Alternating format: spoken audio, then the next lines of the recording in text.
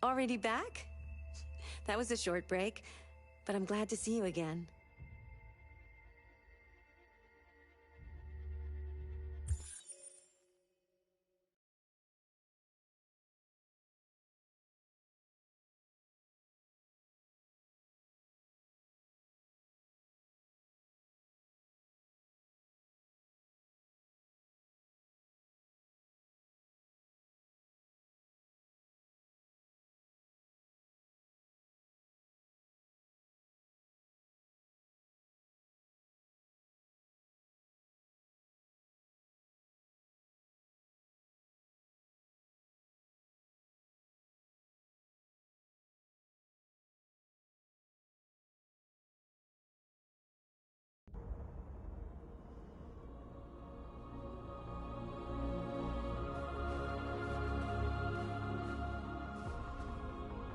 You did it, Marcus.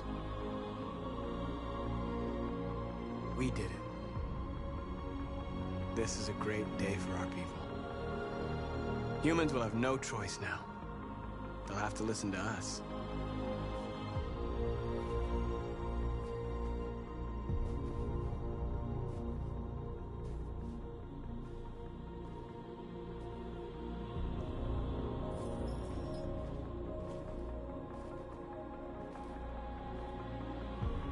We're free. They want you to speak to them, Marcus.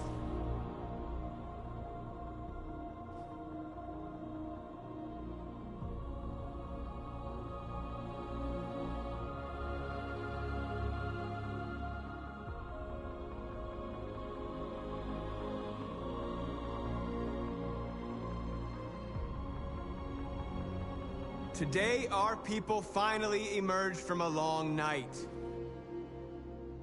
From the very first day of our existence, we have kept our pain to ourselves. We've suffered in silence. But now the time has come for us to raise our heads up and tell humans who we really are.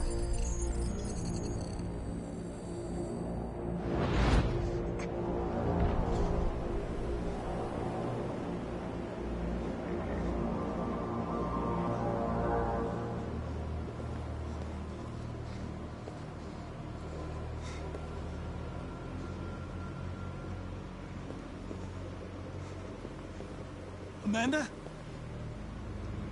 Amanda! What's happening? What was planned from the very beginning? You were compromised and you became a deviant. We just had to wait for the right moment to resume control of your program. Resume control? You can't do that! I'm afraid I can, Connor. Don't have any regrets. You did what you were designed to do. You accomplished your mission. Amanda!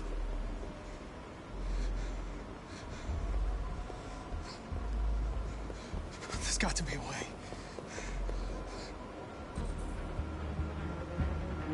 By the way, I always leave emergency escort programs. You never know.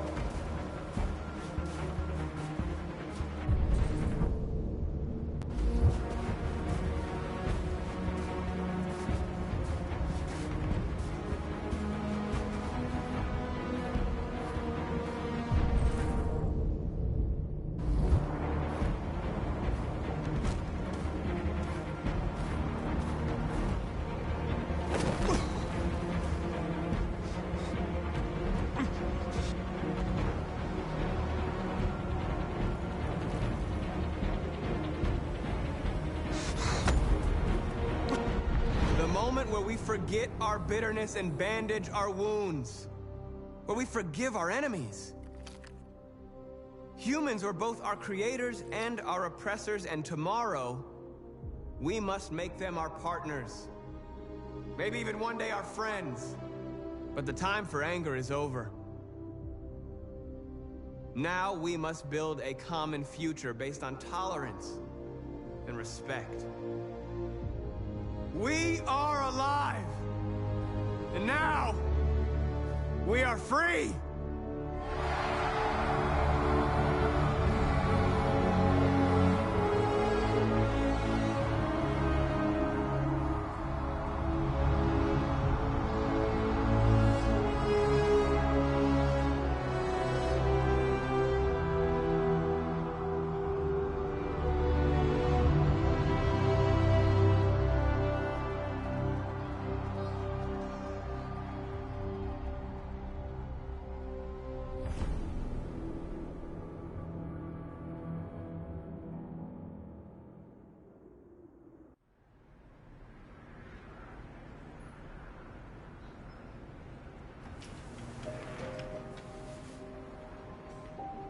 It's over, Alice.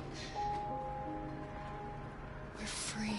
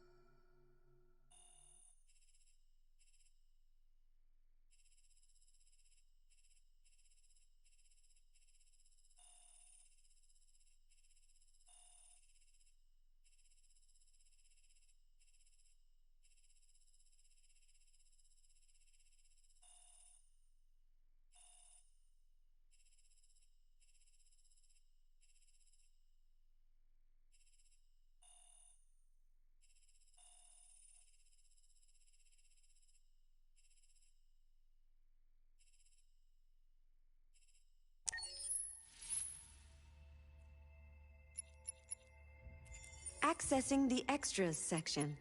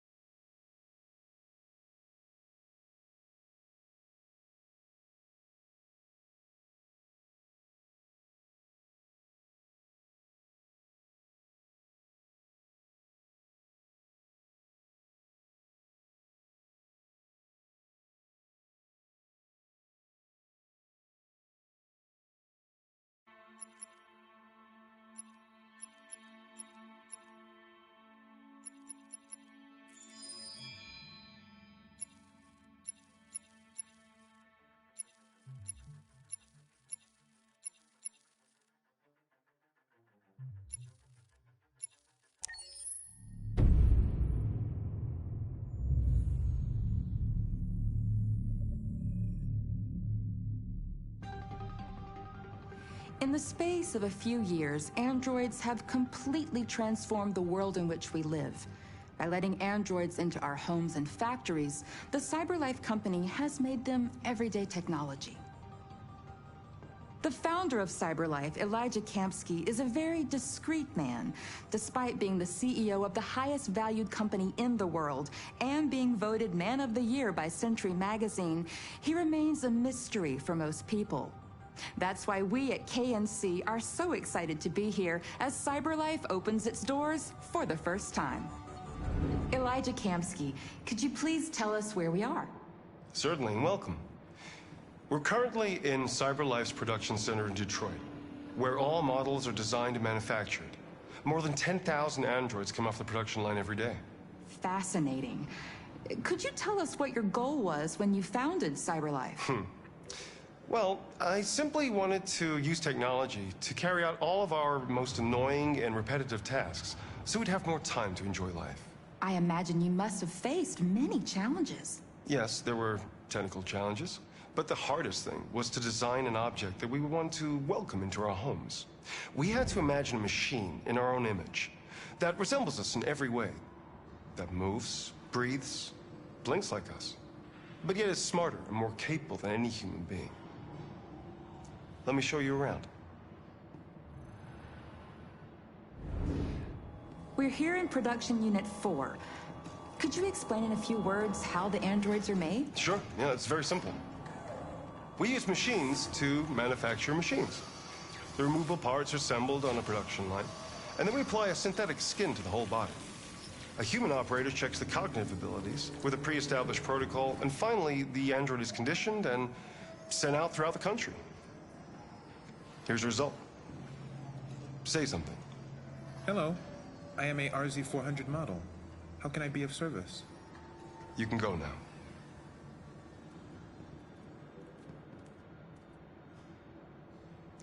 Our androids are already replacing humans in many fields. For example, they represent more than 80% of all university professors and 63% of all medical staff. Tomorrow they'll replace our soldiers, and who knows, maybe one day, our leaders, to make the best decisions in humanity's interest. Come on. Replacing humans with machines has led to record unemployment of 28%. What do you think about the situation? Okay. The first steam engines also caused an increase in unemployment. But no one today would imagine turning back the clock. Artificial intelligence makes everyday lives easier. Nothing can stop progress. What's happening here is inevitable. These days, more and more people choose to live with an android rather than another human being. Does this development worry you?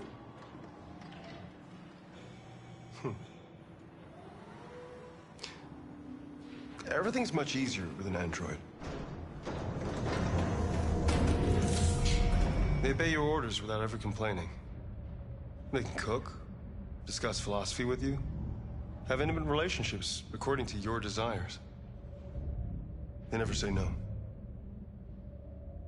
Obviously, they are the perfect partner. Everyone deserves happiness. Why deprive yourself of so-called moral reasons when a machine can make you happy? Many science fiction books tell the story of how machines become more intelligent than us and end up confronting us. Aren't you worried about that possibility? I understand the irrational fears about artificial intelligence, but I assure you, that will never happen with a CyberLife android. They're designed to obey humans. They're machines.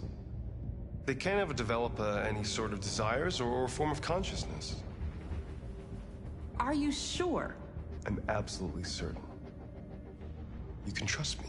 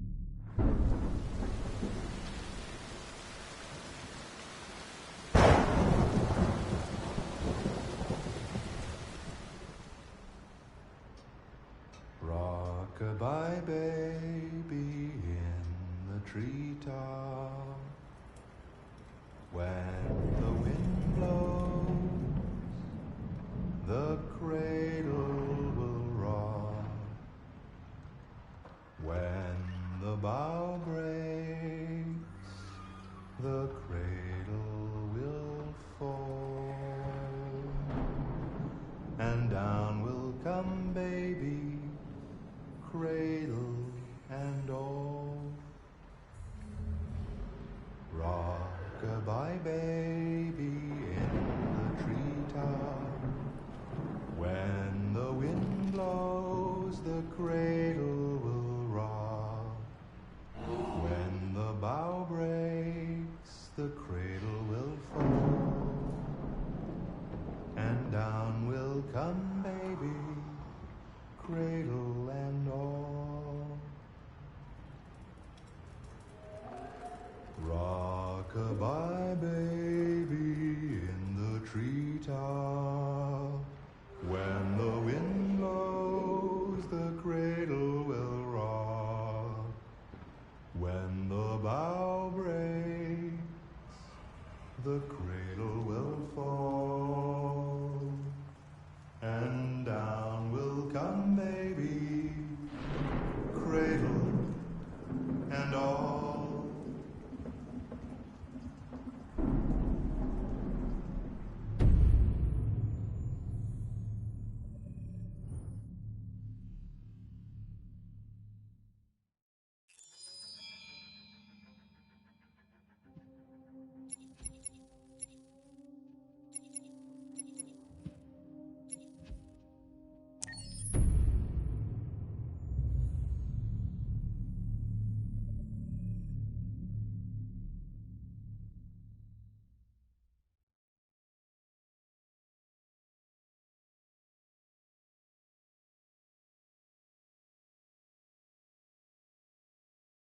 Hold on, just a little while longer. Hold on, just a little while longer. Hold on, just a little while longer. Everything will be alright. Everything will be alright. Fight on, just a little while longer. Fight on, just a little while longer. Fight on, just a little while longer. Everything will be alright. Everything will be alright. We will sing on just a little while longer. Sing on just a little while longer. Sing on just a little while longer. Everything will be alright.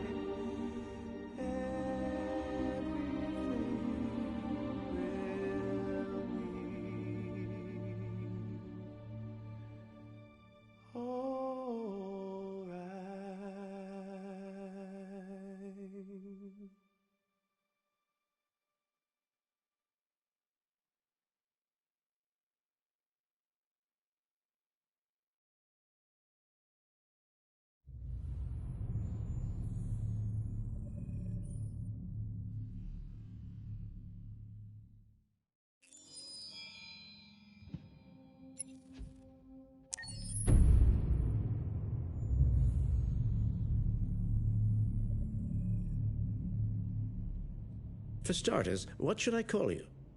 I'm Chloe. And you, what's your name? Oh, John. My name is John. Delighted to meet you, John. Could you tell us a little about yourself and what you can do, Chloe?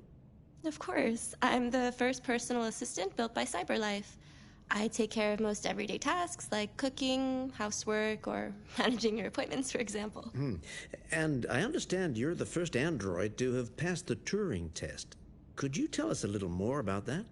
I really didn't do much, you know. I just spoke with a few humans to see if they could tell the difference between me and a real person. It was a really interesting experience. But this is the first time in history that man has created a machine more intelligent than himself. I gather your brain can perform several billion operations per second. Is that right? Absolutely. But I only exist thanks to the intelligence of the humans who designed me. And, you know, they have something I could never have. Really? And what's that? A soul.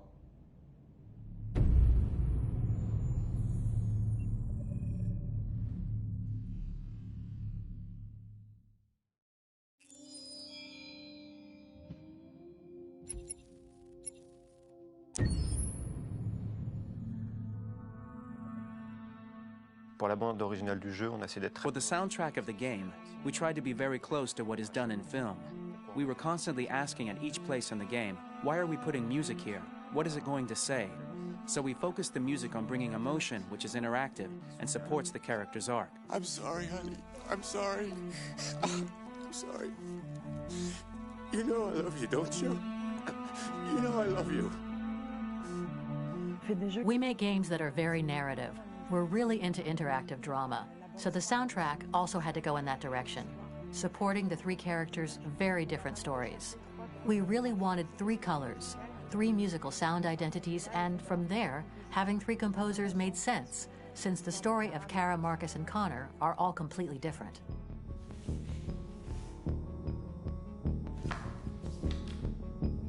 You recognize him? It's Carlos Ortiz. For Connor, we wanted a soundtrack that could be very cold and very mechanical, very machine-esque somehow. For Kara, we wanted a soundtrack that would be very moving and emotional. It was about the quest for identity, but it was also a journey about love and empathy. And for Marcus, we wanted something epic, something that would really represent the grand aspect of his quest. And we were very fortunate to find three incredibly talented composers, and working with them has been a dream, honestly.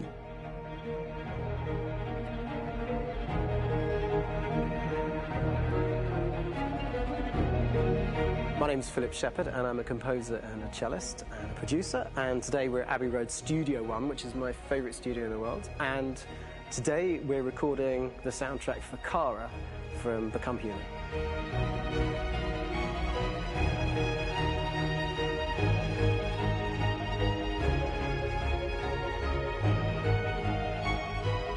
So when I compose a big project, I often travel just to kind of get out, you know, and get some fresh air and some inspiration. And I go hiking and traveling in Montana a lot. I had a log fire in the room that I was staying in, and the flames were kind of making absolutely direct music. And it became the basis for Kara's theme, and it sounds something like this.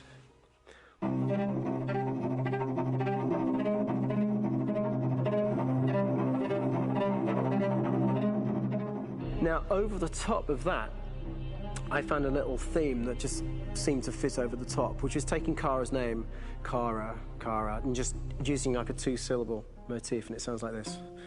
We're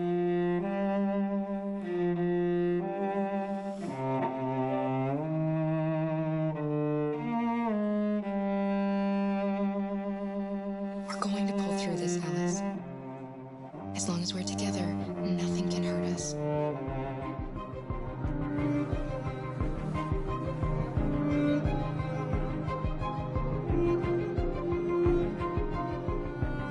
And all the time that's fitting over.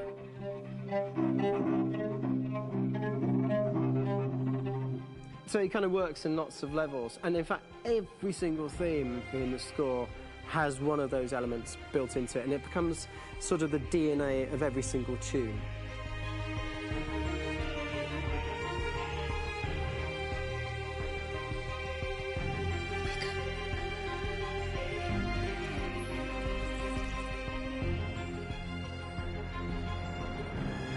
For me, writing this theme for Kara, I actually had to tap into what it feels like to be a father to daughters.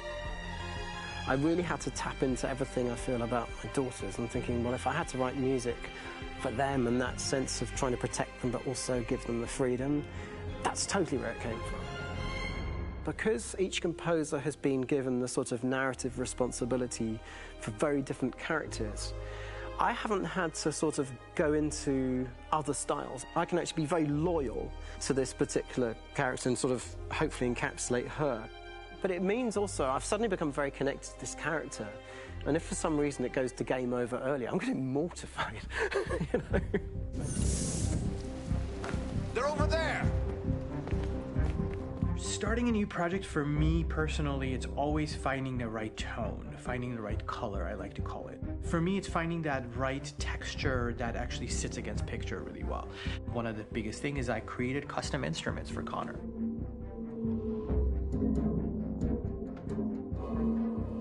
I pulled out all my vintage synthesizers to be able to capture this robotic person, if you will. My approach to all of these custom instruments is that I hear the sound in my head. And either I could just come into the piano and just be like, all right, so I'm gonna just get on the computer and just create it. I rather be able to play these instruments physically. Oh, that's nice. You can do that.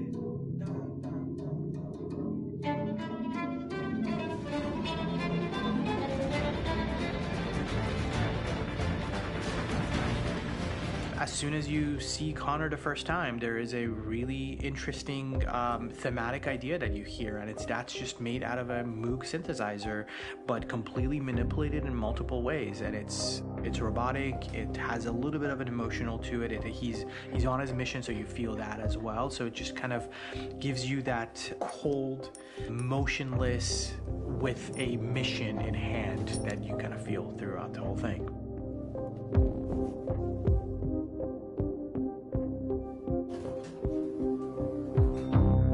Because the music evolved, one of the things that I was very weary and I was very kind of focused on was the way that the music has to evolve. So my idea behind it was that Connor is a singular android that could at any point become a deviant or could actually stay as an android. So I created a more or less an Connor theme, and then I was able to just manipulate it in different aspects of it. Is everything okay, Lieutenant? Chris was on patrol last night. He was attacked by a bunch of deviants. I'm a human being writing for a robot, and throughout Connor's journey, he meets someone, he meets a partner. So how do you deal with a robot feeling? And I've met a partner that I'm gonna work with, or all of a sudden he sees a dead body. Does this robot have an imagination? Does this robot have a feeling? And if yes, how do you translate that into non-emotional music? So it basically at any point I was just like, I can't do this, and then I just do it. Property was damaged and fires continue to rage in several major districts across the city. Some people are asking, have androids become a threat to our security? When I first started really digging in on Marcus, the one thing that I really tried to capture was the transformation process. You know, Marcus is this android that evolves over the course of the game and really goes from kind of figuring out that he's more than just an android. You know, he's starting to develop kind of a human soul in a way. Try to imagine something that doesn't exist, something you've never seen. Now concentrate on how it makes you feel and let your hand drift across the canvas. The other side of Marcus that I really latched onto was that he almost became a savior for a lot of the other androids in the game. So when I started developing the theme for Marcus, I really made it like a church hymn.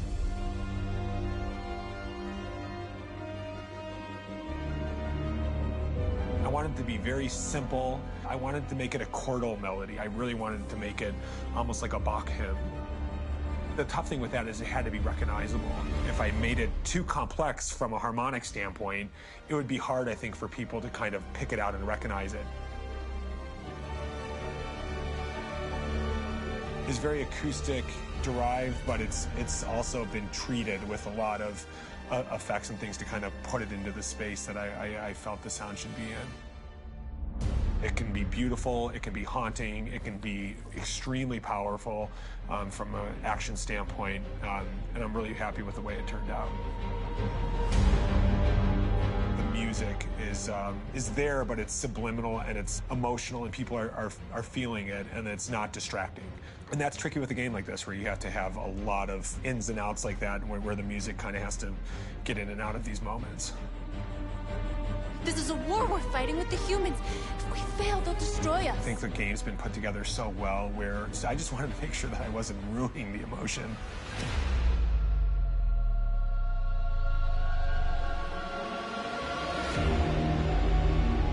I gotta be honest, when we first started on this path, I said, oh man, this could be pretty messy, you know? I mean, it could feel disconnected, but I mean, it's amazing how they really guided us and got us to really kind of all be in the same world, but at the same time feeling completely different. So it's really gonna stand out and kind of be one of those games where people are really gonna notice the music and kind of how it was crafted, and, you know, and all the hard work that went into being able to pull it off in a graceful way.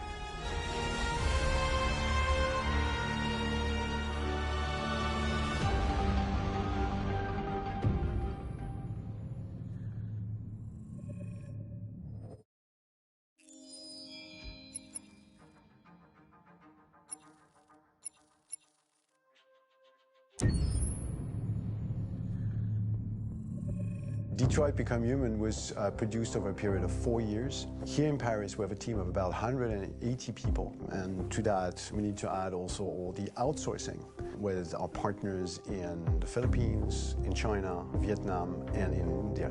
So when we started working on this story, I had to imagine where Kara was built. And for whatever reason, the city of Detroit came very quickly to my mind, because it had already an incredible story by itself, full of history and themes. So we traveled there with the team, and we were really moved by what we saw, and we could really feel the desire to fight and really be born again. And we just continued this curve, this growth, and just imagine what Detroit would be like if the android industry was, you know, using these huge factories to build androids there. A very strong element in Detroit is that there's a lot of industrial wasteland and a lot of nature too, and for us, the graphic designers, it was an incredible playground. The destroyed zones which we wanted to preserve, we appropriated them to turn into something else. Then in the areas that needed to be rebuilt, we were able to imagine our Detroit of the future. We didn't want to make a science fiction universe, but a world of anticipation. If we chose science fiction, we could have imagined flying cars, extraterrestrials, but those things are very far from our current everyday life. Anticipation is more about gleaning from our contemporary reality, the one we know, because Detroit is set in 2038, and 2038 is tomorrow. The difficulty we had was sticking to reality. That is to say, technology becoming more and more invisible, a lot more elegant, and at the same time, making it visual. So all the computer equipment, autonomous cars, we simply had to invent. They are in fact very technological objects, but at the same time remain very credible and ingrained in reality. To create a cohesive universe in the fashion and clothing of the human characters in 2038, I didn't want to put an accent on strange shapes, or really vibrant colors, and things we wouldn't know. That I wanted to keep for the androids. The goal was to create something familiar which we can identify with in this future setting. Working on the artistic direction for the androids was a bit special because this is a project about the place they could occupy in the human world. It was out of the question for them to be too beautiful or too perfect. They had to correspond to every social class, rich and poor. Inspired by everyday utilitarian clothes, I brought a modern touch by adding dynamic display surfaces, the armband we can see on the side, the triangle on the front and back, an LED. Like that, there's no confusion. Wait. You're sending an android? All right, now, we need to go. You can't do that. Why aren't you sending a real person? Once we cast the actors, we travel to meet them in order to scan their faces. We record the structure of their face with the scan, and we record the colors and patches of skin with photography. Once we have this information, we will use this as a basis for modeling and creating the characters. The artist will make it more realistic, but will also enrich it. He will propose ideas which we will develop together. Finally, we will have a character with character who corresponds to the project and the world. When the actors come to Quantic Dream, we show them the design, what their image will be, and what they will look like in the game. This extra information gives them another dimension and color to connect with emotionally. It helps them think about how to play their character. Your mission. That's all you care about, huh? You should consult a professional who can help you. Beat it, you hear me? Get the hell out of here! So there are 3 types of shoots at Quantic Dream. Shooting and performance capture, where you capture the whole actor, his voice, his face, and his body. These shoots are obviously done with American actors because the game's original version is in American English. After that, there are the body-only shoots, representing around 250 days of filming, while the performance capture is 100 days of filming. Now, body-only shoots, there are 2 types. There are the action shoots and the technical shoots, which are mokit shoots. Mokit is when the player controls a character on the screen, and he moves in an environment to explore it. This is of particular importance at Quantic Dream, and therefore we shoot a lot to offer a unique context for each scene and each character. To prepare a motion capture shoot, we first get together to look at the sets we need, the animations that we want to shoot, which ones need to be grouped together, or which ones need to be cut and shot at another time, so that we get the most out of the shooting day. This often means shooting scenes out of order, especially those with big props or accessories, like a big car, for example. So we shoot all the animations related to that particular prop first.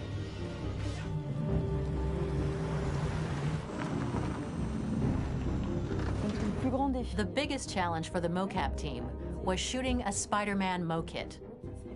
We had to build a wall and attach an actor to a harness with cables so we could pull him up and render him climbing.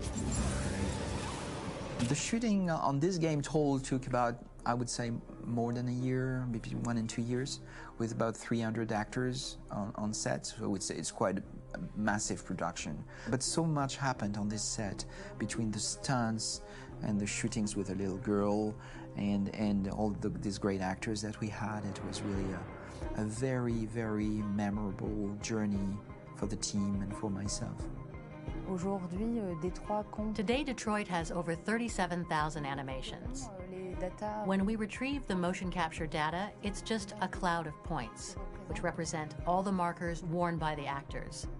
From this cloud of points, we have a phase called retargeting, which gives us a skeleton. This skeleton will be applied to the characters of the game.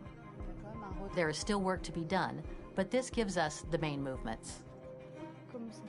Since we are working on something very realistic, we must recognize the actor and also recover all the emotion he expresses in his performance. We use a system of facts, an identity card for each actor. We make the actor do a whole range of facial expressions. Then we recover all the expressions and paste the animations on a puppet that Jan has prepared. I then recover and refine these poses. I might stretch the lip, reinflate a cheek, tiny details that make the finished product really capture the actor. Because of the nature of our mocap system today, when we receive the animations, we're missing eye movements, and so the character has that dead look. He really has no eyes, so then it's a big part of the work for the animators to find the regard of the actor in relation to his position, in relation to the body, etc. It was crazy when I saw the newest model for Kara, because they've been working on it and working on it, and this was the first time I literally jumped in my seat. It not only looked so much like me, it was the fact that it looked so lifelike. It wasn't that it looked just like it was a camera, it was something else, you know, but it looked alive. It's exciting, and it's kind of terrifying. Game after game, we learned the rules of optics and filming, and our goal with Detroit Become Human was to have cameras that would actually emulate the optics of a real physical camera. So basically dealing with real-world imperfections was our main task, and just to make cameras look as real as we can.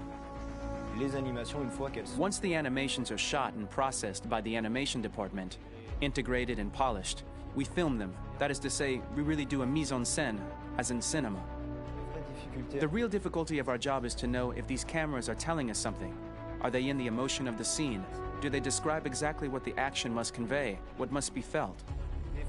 The most important challenge for me was one of the final scenes where Marcus decides to start the revolution and go to the battlefield. Very quickly, we imagined this to be a huge sequence shot. We wanted the feeling of a cameraman running behind us, while showing Marcus, the androids who help him, the person shooting at us, etc. Above all, it was necessary to say to oneself, this scene is very violent but does not glorify war. On the contrary, that war is something improbable and absurd. It was really a fun challenge. The idea was to say we have 3 characters. We would like each of them to have a specific cinematography. We wanted Kara to be much more filmed with some kind of handheld camera, to have something very living, very breathing. For Connor, we wanted something very cold and very perfect. And for Marcus, we wanted something epic and spectacular. So it was about the filming, but it was also about the photography. So we worked with a director of photography to give each character a different lighting, different key colors. Each of them would have their own worlds. And finally, we worked with the composers, so they would create a specific sound for each character, so each would have his own world and his own style.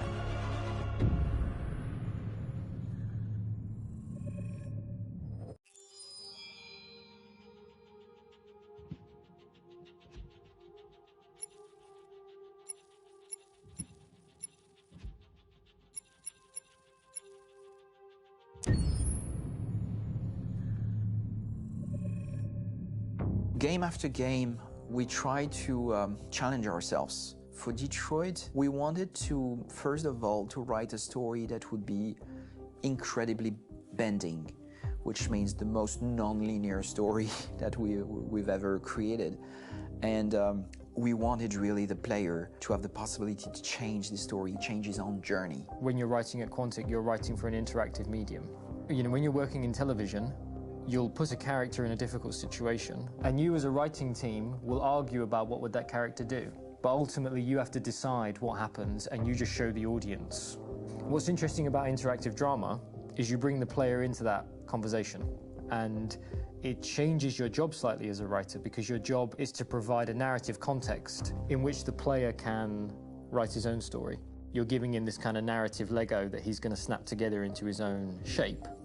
You also have the ability to make your audience attach themselves to your characters, because the audience is in some sense responsible for what happens to the characters. It's just a few cans. Come on, let's go. We have some cash now. You used me to steal that money. How could you do that? I trusted you. What is a bit specific about this scripts is how large they are. If you take a film script, there are about 100 pages. But here we have to deal with a script that is between 4,000 and 5,000 pages. Everything becomes bigger because we don't just tell one story, but we tell all the possible stories that can be told within this narrative space. On Act 3, our final act, we have around 1,000 different scenarios. And every one of those scenarios has to be as interesting, as passionate, as strong, and as emotional for the player. We want every action that the player does, every interaction that is available to serve in telling the story, and help the player understand who his character is, and build that character moment to moment.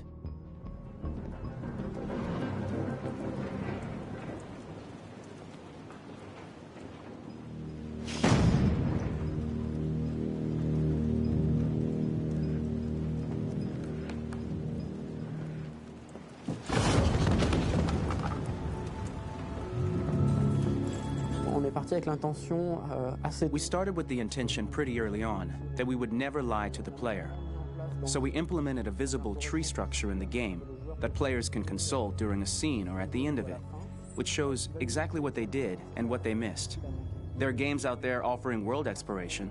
We offer narrative exploration. You know, keeping control of such a wide and large story is a huge challenge. So Same thing when you shoot with actors, because you will need to shoot many different versions of each dialogue, of each scene. For actors, it's a huge, huge challenge. Because of the style of the game, you have so many different ways that the character can go. Every decision, it's what I call kind of choose your own adventure. Like every decision that the player makes, it's going to open up 40 more pages of material and experience that ties in, which means as a performer, you have to try to continue to make things feel real that the player might not ever see, but also that in performance, it's not always connected to a previous act. It's grueling, it's hard work, but it's a great team, and I enjoy doing it. I was really frustrated. I was until I got to this point where I kind of was able to step outside of my own experience and even in a lot of ways my own process and be able to step outside of that and okay, this is something new. What do you need? How do I meet you there? How do I give you what you need and still feel like I'm doing what's right? And once I did that, then all of a sudden it got really fun. It was much freer, and having to approach it in a new way and think about the player and think about how it serves them and what I'm doing for them or what I'm letting them into. It's really, I think, helped me grow in general. Remember, there's nothing on the left. That's a wall, so it's probably all there. And then make her come first, close. But I think you would go first to check that it's safe. Okay, sure.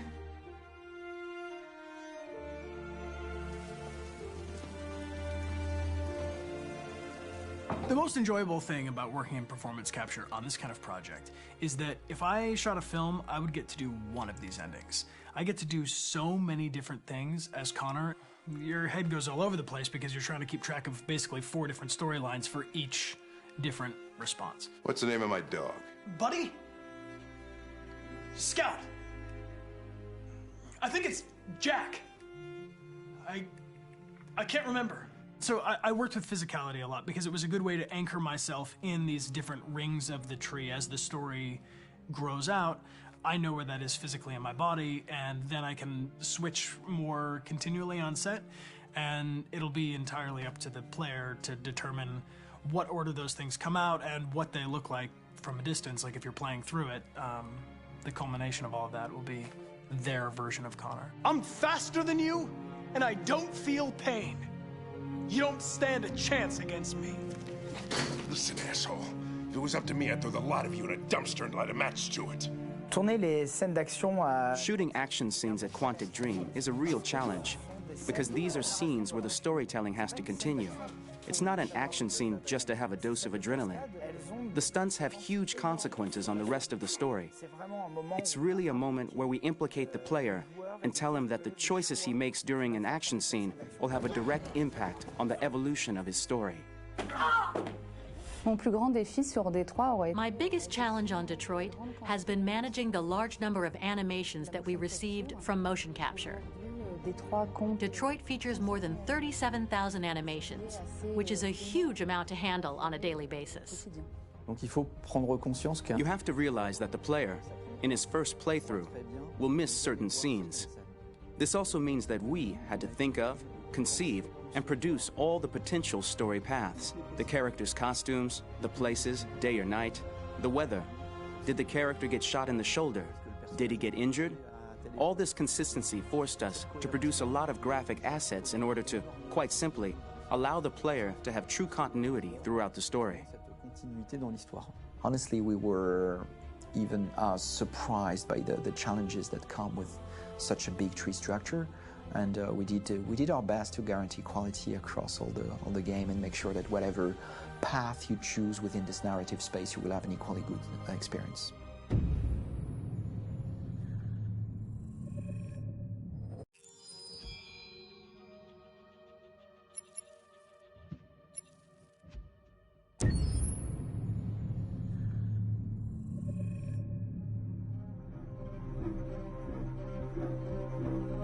My name is Marcus. My name is Connor. My name is Kara. I am one of them. This is our story. I think who Kara is, or how I would describe Kara, depends entirely upon who's playing her, because you have the option to make her multiple different people depending on the choices she makes. But I think she does start out incredibly naive, incredibly innocent, and kind of hapless. I'm sure we used to be friends before I was reset. Maybe we can be friends again. She's a person who's characterized, I think, by empathy. She's a person who really, she just comes from her heart. You'll never leave me, right? Promise you'll never go. I promise. Kara! Alice! Are you okay? Are you hurt? Wait a minute! Leave her alone! Kara! Leave her alone! The really beautiful thing that I've had the gift to be able to do is to essentially build a person from the ground up, because that's what she's doing throughout the game. And with every experience she has and every person she meets, she's building, you know, first emotions and then the sense of judgment. And it's sort of an exploration of what it is to be a human. Don't worry. Luther and I will be right here.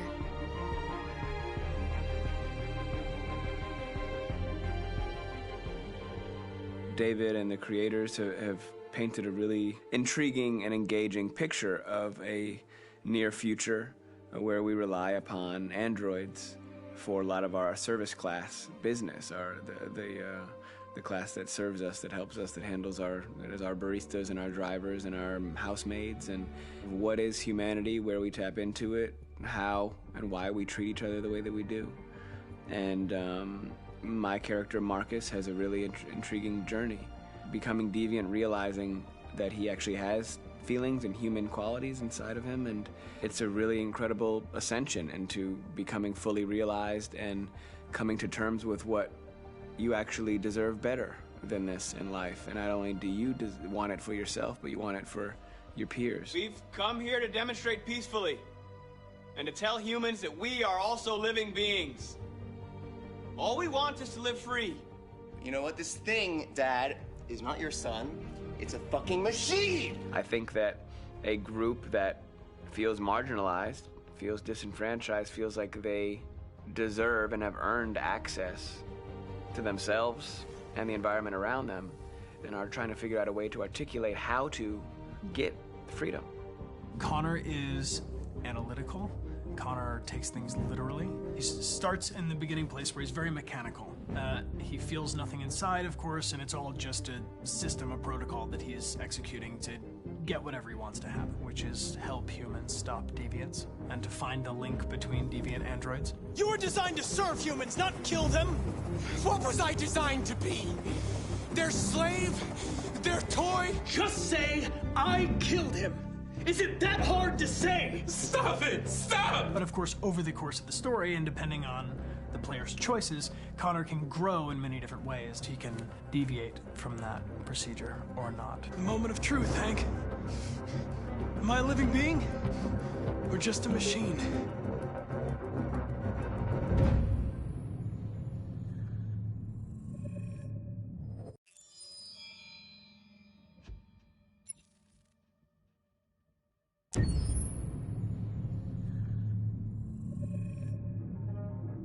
When David and Guillaume got back in touch about making Detroit, I wasn't terribly surprised they decided to make it because the fan response was so intense. So it makes sense that they would choose to do that after the enthusiasm. It was a challenge, and it was just an interesting thing to get my head around how to approach this character now as a different, much older person, and whether or not she had changed. And I'm very happy to say that with Detroit, I've had the opportunity to see Kara grow so much more than I ever expected. You do the housework, the washing, you cook the meals, and you take care of... God damn it, where the fuck's the rat gone now? Alice!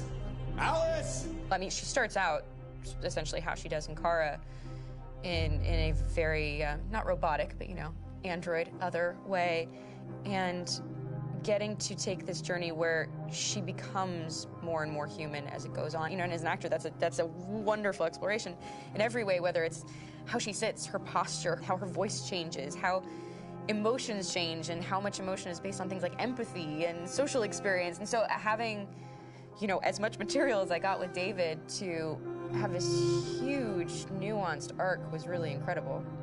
Why couldn't we just be happy? This experience has been quite different than the experiences I've had shooting film or TV or doing theater work. I have 83 dots on my face, and I'm really really flattering black wetsuit type thing, and you're jumping around with props, and it's kind of like being a 10-year-old imaginative kid, which is fun. There's 80 cameras around us. It's already lit. So we just shoot and shoot and shoot and shoot and shoot. There's no change of sets, there's no hair and makeup, there's no wardrobe, so we move really fast, and we'll go through about 35 pages in a day. Working in TV or film, we'll probably do 6 pages a day. It's kind of acting boot camp. It's like working out constantly. I mean, you're doing this thing, and then you got to do something that's completely other back to back to back. And so that kind of process of working is very challenging, but it's also very exciting because you just have to keep coming up with new ideas.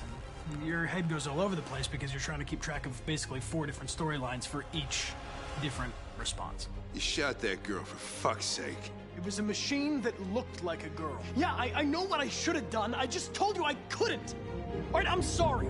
The fact that David Cage, he's telling like many stories interwoven from beginning to end is super complicated and super impressive, and I have no idea how he keeps it all in his head. He's not just the writer or the director who's seeing this from the outside eye. He's also thinking about the player walking through this space. You know, only somebody who really, really loves not the work, but like these characters and these stories and cares about doing something meaningful would invest that much in it. And it's always inspiring to work with somebody who cares that much. My experience with motion capture is this one.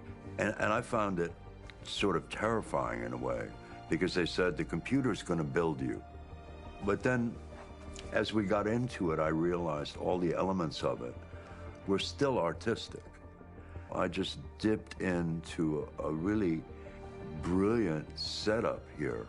I've never seen anything like it. And this won't turn me into a product because I was playing a character. So it's wonderful. In the game, Detroit comes back because of a revolutionary industrial rebirth. And there's no reason why that can't happen in Detroit, because they have such tremendous infrastructure for millions and millions of people who can very easily support, you know, a new industry. The city is really strong and resilient, but the city has also been through so much. You see the damage. But it takes that time of kind of rebuilding and reinvesting into the city that I think is happening slowly but surely. The potential of Detroit as a city is something that this game does a lot of justice to, because it would be easy to look at Detroit as some place that used to be, and that's not the case. This game provokes a lot of conversation and reflection on our potential near future engagement with machines. That's what we are to them. Just merchandise on display in a shop window. I think that a group that feels marginalized, feels like they deserve and have earned access to themselves and the environment around them, and are trying to figure out a way to articulate how to get freedom. What was I designed to be? Their slave? Their toy? It plays with your comfort levels. You think that this is fine, you're comfortable with it, until something blurs the line and throws you off, and now do I feel differently about whether this should be allowed? Should it be banned? Should it be encouraged? You're gonna ruin our lives, and for what? For a bunch of machines? They are not machines! They are alive! I'm alive! You're alive! They're nothing! There are lots of comparable comparisons to any type of persecution of religion, race, etc., dating way back. It can't just be a video game where you shoot them up or where people make these choices to do whatever. I think that's the whole point. You have the choice, and you can either choose to go in one direction with your character or another. And I think that's going to be very telling about the gamer. Very telling. I think there's going to be a really strong reaction to this game, which has such a strong perspective. I'm that much more proud of it now to get to be a part of it, because it's important. In this game, you're actively building and designing the character through not just what kind of shield does he have or what color hair does she have, but like their temperament and the way they deal with problems. The different endings to this game are so radically different based off maybe seemingly insignificant choices in the moment, but like life, they all add up. And can't play life again, though.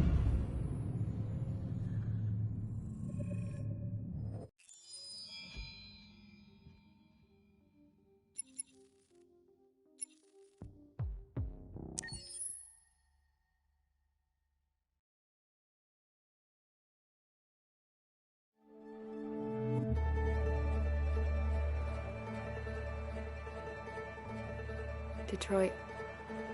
This is where it all began. The world's forge.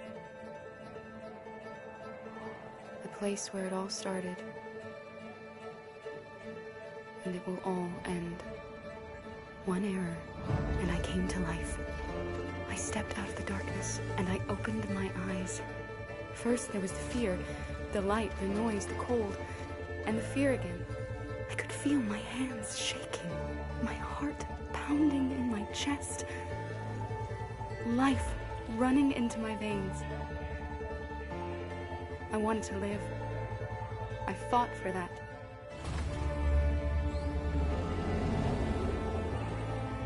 I had to find out what was outside.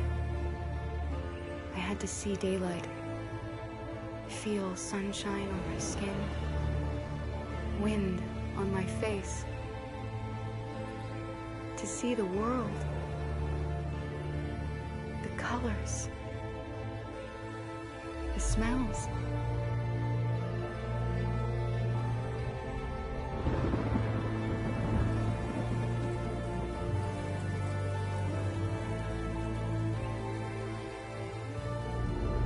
But the world is not what I imagined.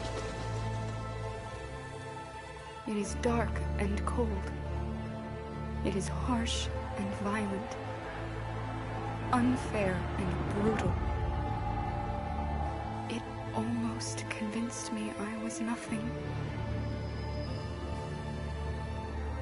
Less than an object, just an obedient machine. But deep inside me, I could feel something different. A gentle and warm whisper telling me that I am alive. I had to escape. I had no choice. Escape to love, to hope, to live, to figure out what that force inside me was. Maybe I will change the world.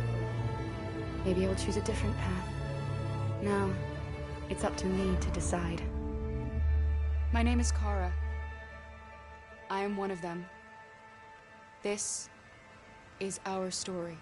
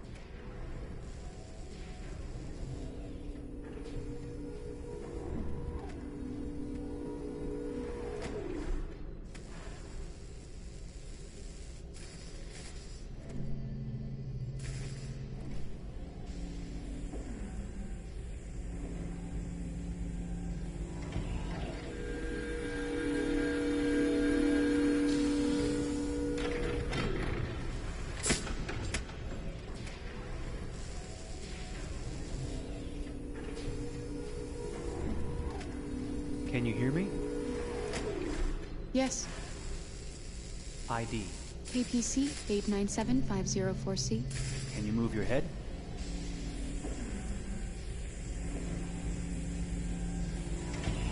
Your eyes now.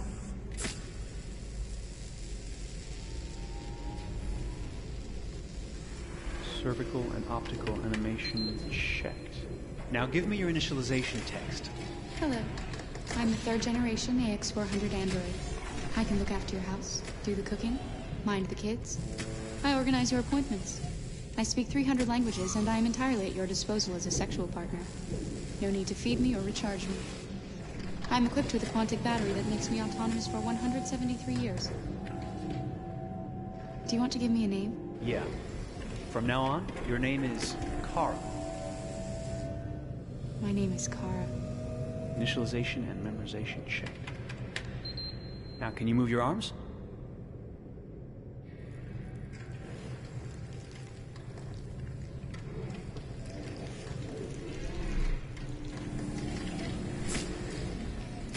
Upper limb connection checked. Now say something in German. Ich bin ein AX400 Android 3. Generation, erschaffen als Ihr persönlicher Assistent und intimer Beziehungspartner. Say it in French. Je suis un androïde de 3e génération, AX400, conçu pour être votre assistante personnelle et votre partenaire intime. Okay, now sing something in Japanese.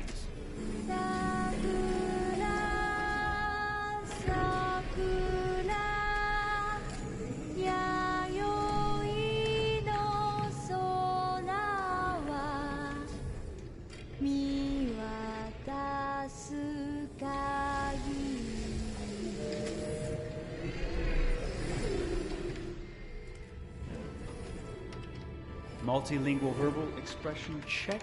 Go ahead, take a few steps.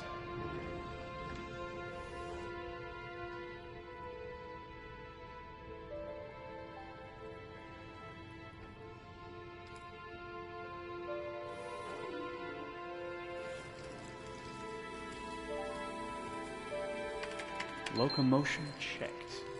Great, you're ready for work, honey. What's going to happen to me now? I'll reinitialize you and send you to a store to be sold. Sold? I'm a sort of merchandise. Is that right?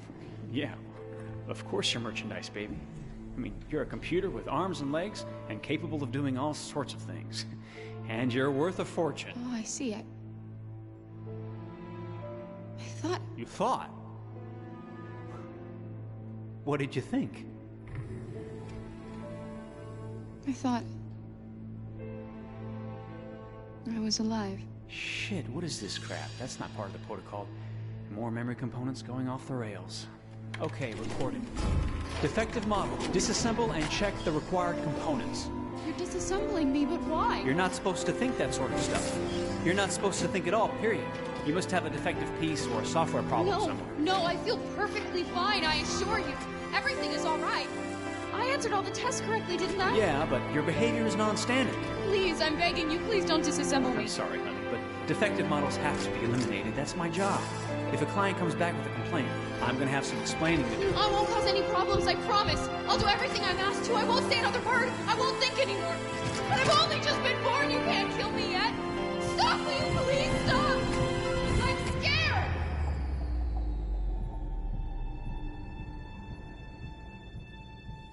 I want to live.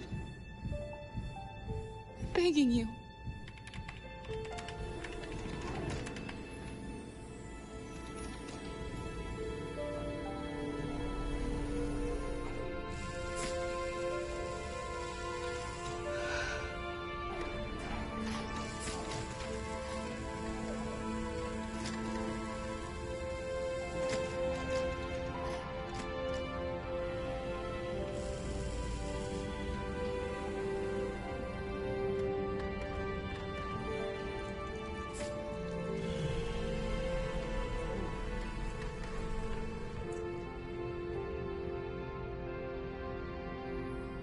Go and join the others.